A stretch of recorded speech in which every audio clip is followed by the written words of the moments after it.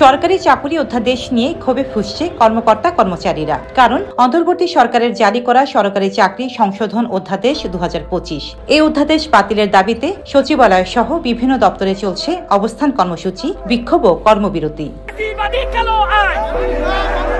সোমবার দিনভর বিক্ষোভের পর মঙ্গলবারও আন্দোলন অব্যাহত রাখার ঘোষণা দিয়েছে মন্ত্রণালয় ও বিভাগের কর্মচারীরা। তাদের হুঁশিয়ারি, অধ্যাদেশটি বাতিল না হওয়া পর্যন্ত কর্মসূচি চলবে। গত বৃহস্পতিবার উপদেষ্টা পরিষদের বৈঠকে এই অধ্যাদেশ অনুমোদিত হয় এবং রবিবার এটি গেজেট আকারে প্রকাশিত হয়। এরপর থেকেই শুরু হয় মিছিল, সমাবেশ এবং কর্মবিরতি। সোমবার বিক্ষোভের সময় কিছুক্ষণ সচিবালয়ের ফটকগুলো বন্ধ করে দেওয়া হয়। বিভিন্ন মন্ত্রণালয়ের কর্মচারীরা বিক্ষোভে যোগ দেওয়ায় সচিবালয় পরিণত হয় আন্দোলনের কেন্দ্রবিন্দুতে। এ সময় জনপ্রশাসন সচিবের বিরুদ্ধে স্লোগান দেন আন্দোলনকারীরা। সরকারের পক্ষ থেকে একজন উপদেষ্টার সঙ্গে আলোচনা হওয়ার কথা থাকলেও সেই বৈঠক হয়নি।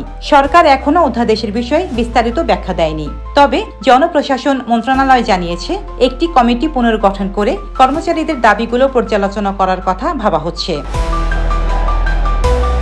এই অধ্যাদেশে 4টি বিষয়কে অপরাধের আওতায় আনা হয়েছে। কর্তৃপক্ষের আদেশ না মানা বা কাজে বাধা দেওয়া, একক বা দলবদ্ধভাবে ছুটি ছাড়া অনুপস্থিত থাকা, অন্যদের কাজ থেকে বিরত থাকতে উস্কানি দেওয়া, কাউকে বাধা দেওয়া।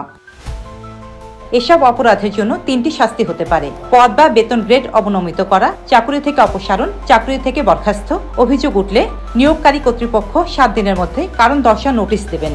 অভিযুক্ত ব্যক্তির জবাব বিবেচনায় দণ্ড দেওয়া হতে পারে। দণ্ডপ্রাপ্ত কর্মচারী 30 দিনের মধ্যে আপিল করতে পারবেন। তবে রাষ্ট্রপতির আদেশের বিরুদ্ধে কোনো আপিল করা যাবে না। চাইলে রাষ্ট্রপতির কাছে পুনর্বিবেচনার আবেদন করা যাবে। সেই রিভিউ আদেশই হবে চূড়ান্ত। এই আইনকে অনেকেই বলছেন সরকারি চাকরিজীবীদের জন্য দমনমূলক পদক্ষেপ। অন্যদিকে সরকার বলছে এটি শৃঙ্খলা বজায় রাখার জন্য জরুরি।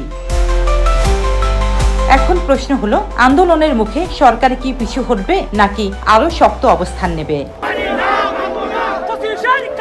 রোজিনা রোজি, দেশকাল নিউজ।